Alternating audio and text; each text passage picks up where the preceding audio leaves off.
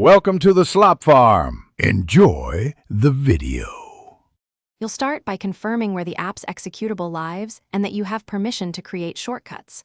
Once located, right-click the program or its exe, choose Send to, then Desktop to create a shortcut instantly.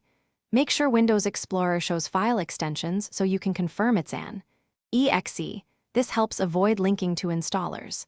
If you prefer, drag the app from the Start menu to the desktop while holding the right mouse button, then choose Create Shortcut here. Once the desktop shortcut exists, right-click it and open Properties to refine how the app launches. Edit the target if you need command line arguments, and set Start into the app's working folder so file dialogues default correctly.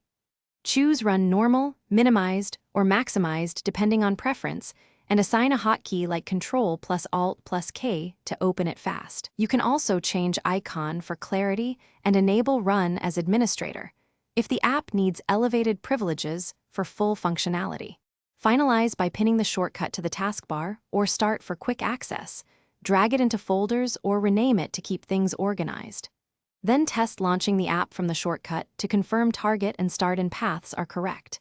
If the app doesn't open, make sure the exe path hasn't changed, run compatibility troubleshooter, and confirm Run as administrator is set if needed.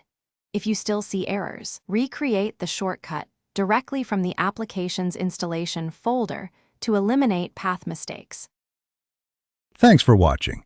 Consider subscribing if we helped you today.